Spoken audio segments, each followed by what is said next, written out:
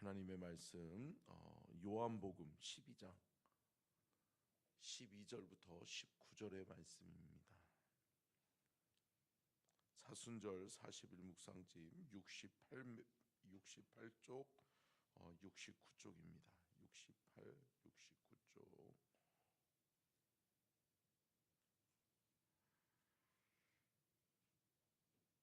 다 찾으셨으면 요한복음 12장 12절부터 19절 교독합니다. 제가 먼저 봉독합니다. 그 이튿날에는 명절에 온 큰 무리가 예수께서 예루살렘으로 오신다는 것을 듣고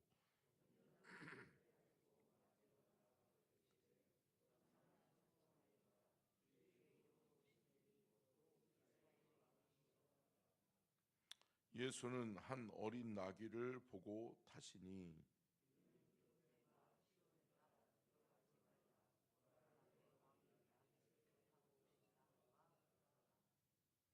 제자들은 처음에 이 일을 깨닫지 못하였다가 예수께서 영광을 얻으신 후에야 이것이 예수께 대하여 기록된 것임과 사람들이 예수께 이같이 한 것임이 생각났더라.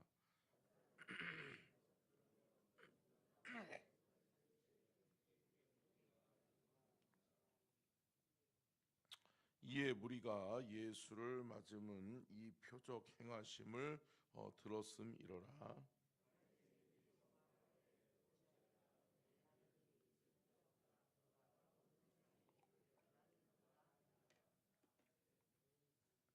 아멘. 이는 살아계신 하나님의 말씀입니다.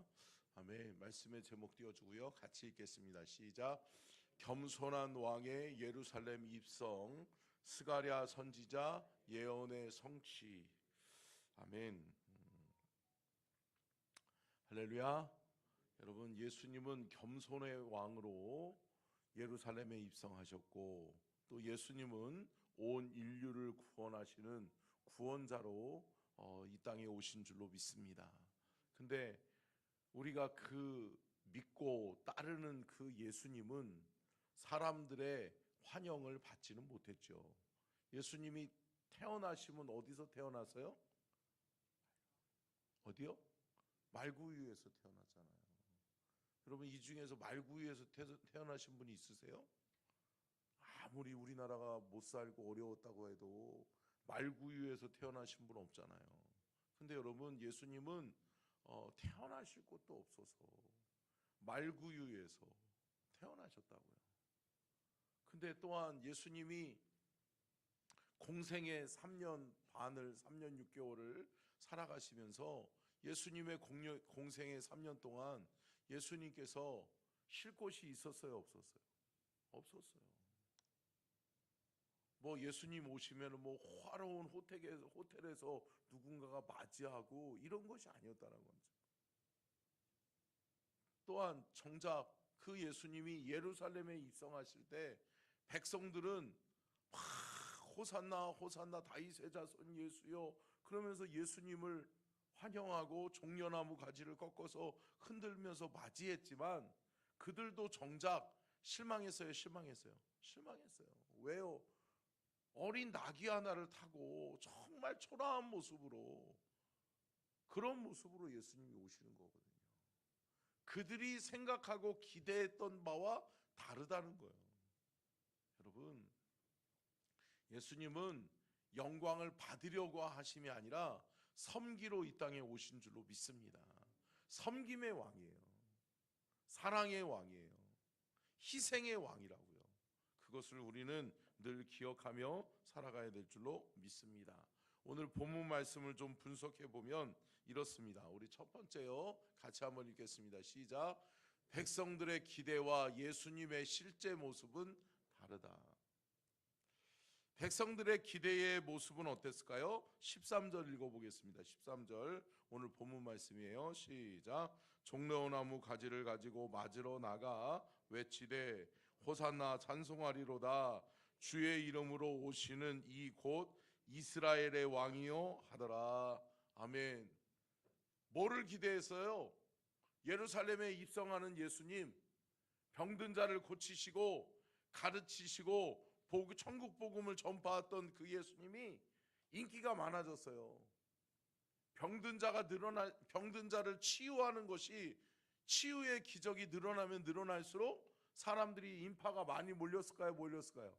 몰렸겠죠. 더 많은 사람들이 예수님을 따라다니려고 따라오고, 또 예수님이 다니는 곳곳마다 인산인해를 누비는 거예요. 그러다 보니까 사람들이 많이 몰리니까 이스라엘 백성들은 이제, 야, 만왕의 왕이 오시는구나, 이스라엘의 왕으로 오시는 이여 하면서 환영하는 거죠.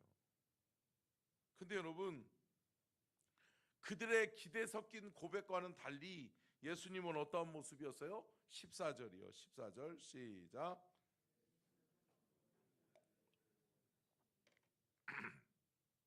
아니, 예수님은 한 어린 나귀를 타고 오시는 거예요. 큰 마차를 타고 오는 것도 아니에요. 여러분, 우리의 기대와 우리의 생각과는 다를 수 있어요. 그러나 사랑하는 성도 여러분, 우리는 뭐를 믿어요? 뭐를요? 말씀 믿는 거잖아요. 말씀을 믿고 의지하는 믿음이 저와 여러분에게 있기를 주의 이름으로 축복합니다. 근데 사람들은 이 말씀이 있어요. 구약의 예언의 말씀이, 이 말씀이 있다고요. 자, 두 번째요. 같이 읽겠습니다. 시작. 예언의 말씀은 반드시 성취된다. 여러분, 예언의 말씀은 반드시 성취되는 것을 믿으시기를 바랍니다. 오늘 이 사건을 예수님께서 기록하시면서도 또 말씀하세요. 15절이요. 15절 같이 읽겠습니다. 시작. 이는 기록된 바 시온 딸아 두려워하지 말라. 보라, 너의 왕이 나귀 새끼를 타고 오신다 함과 같더라. 아니, 이 말씀이, 그러니까 여러분, 신약 성경을 보면 기록된 바라고 하는 말씀이 많이 나와요. 그죠? 기록된 바라고 하는 말씀은 뭐예요? 이미 기록되었다. 기록되어져 있다. 그러니까 신약 성경에서 기록된 바라고 하는 말씀이 있으면, 아, 구약에서 언급했던 말씀을 인용한 거구나. 구약의 말씀이 또 다시 한번 신약에 와서 말씀이 성취되어지고 그 말씀이 증명되어지는 거구나. 아멘. 그렇게 우리는 기억해야 될 줄로 믿습니다. 자, 보세요. 여기서 기록된 바라고 하는 이 시온에 따라라고 하는 말씀이 어디서 나오냐면, 자, 같이 읽겠습니다. 스가랴서 9장 9절이요. 같이 읽겠습니다. 시작. 시온에 따라 크게 기뻐할지어다. 예루살렘에 따라 즐거이 부를지어다. 보라, 내 왕이 내게 임하시나니 그는 공의로우시며 구원을 베푸시며 겸손하여서 나귀를 타시나니 나귀의 작은 것 곧 나귀 새끼니라. 아멘. 여러분, 정확히 기록하고 있어요. 기록하고 있다는 거죠. 기록된 말씀대로 예수님이 나귀를 타고 예루살렘에 입성한 것인데, 제자들이나 그 외에 따르던 무리들은 예수님이 그럴싸하게 예루살렘에 입성하기를 원했어요. 그러면서 뭐예요? 그러니까 이제 대통령 선거가 있겠죠. 그러면서 여러 가지 온갖 후보들이 나오면서 자신을 피하기 위해서 노력하겠죠. 근데 여러분, 누구나가 다 꿈꾸고 생각하는 그러한 후보가 이러한 모습일까요? 아니죠.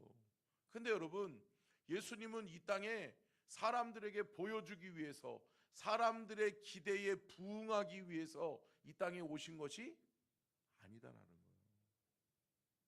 이 땅에 예수님이 왜 오셨죠? 말씀하고 있잖아요.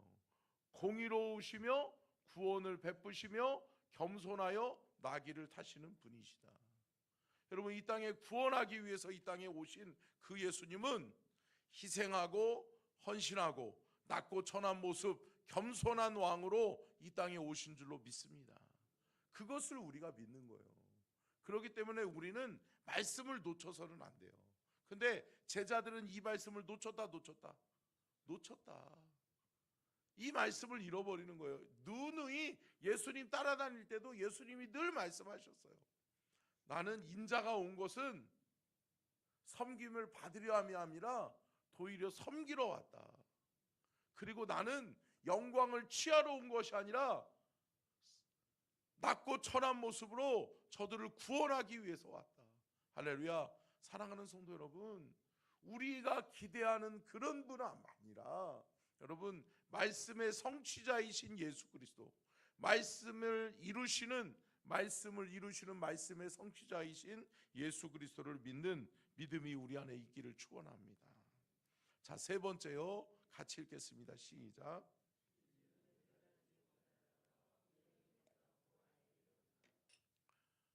아멘. 주여, 여러분 보세요. 진리는 깨닫지 못하였다가 후에는 깨닫게 돼요. 근데 여러분, 중요한 건 뭐예요? 일찍 깨닫고 일찍 깨달음에 순종하여 살아내는 믿음과 은혜가 우리 안에 있어야 될 줄로 믿습니다. 결국은 여러분 다 드러나요. 다 알게 돼요. 내 신앙이 잘못되었다는 것을 여러분 언젠가는 우리가 알게 돼요. 왜요? 예수님 오시면 그분이 심판의 주로 서시거든요. 그럼 그분 앞에 서는 날이 있어요. 그분이 모르시는 게 있을까요? 없어요. 그분은 다 알고 계신다는 거죠.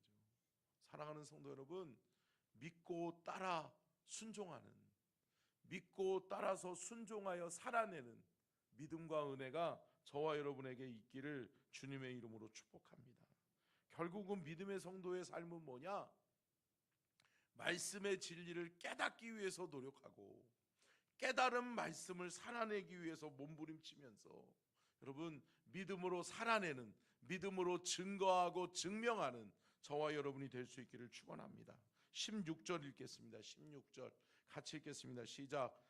제자들은 처음에 이 일을 깨닫지 못하였다가 예수께서 영광을 얻으신 후에야 이것이 예수에 대하여 기록된 것임과 사람들이 예수께 이같이 한 것임이 생각났더라. 나중에서야 생각나는 거예요. 나중에서 그 말씀이 예수네. 예수님이 스가랴 선지자의 예언대로 이 땅에 오신 거네. 할렐루야. 그분이 메시아네. 여러분, 뒤늦게 후회해도 소용없어요. 여러분, 늦기 전에 깨닫는 은혜가 있기를 축복합니다. 일찍 깨달으면 일찍 깨달을수록 좋다. 여러분, 우리의 삶의 시간이 얼마나 남았는지 몰라요. 여러분, 언제 하나님이 이 땅에 오시고 하나님이 저와 여러분을 부르실 줄 아세요? 모르시죠?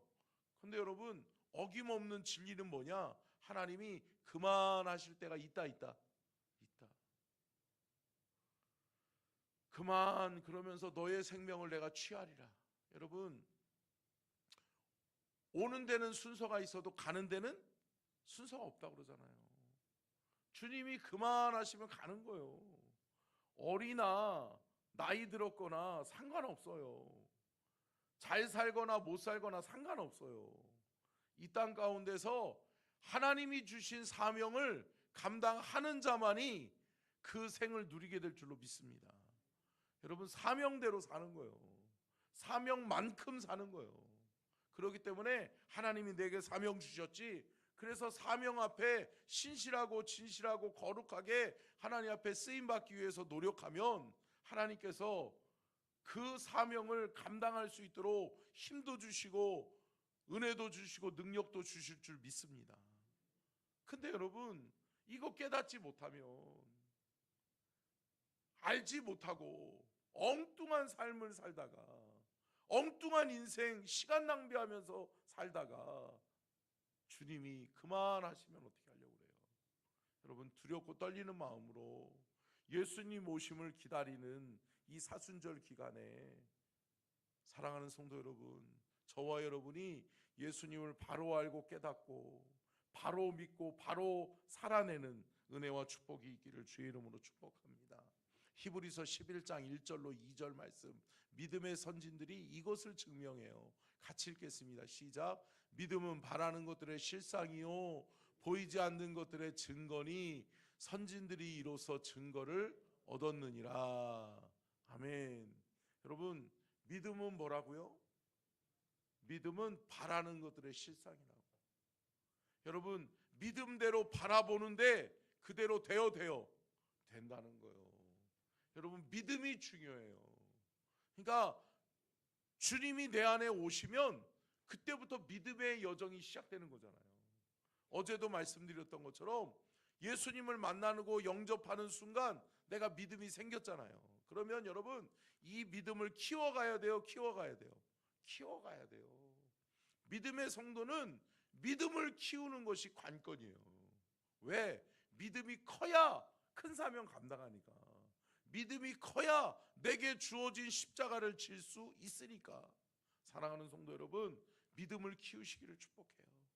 그래서 믿음은 바라는 것들의 실상이 되는, 야, 내가 믿음으로 행했더니 그대로 되는 거예요. 여러분, 이스라엘 백성들이 홍해를 만났을 때 모세가 홍해가 갈라지는 것을 보는 거죠. 믿음으로 본 거죠. 그러니까 그대로 행하지요.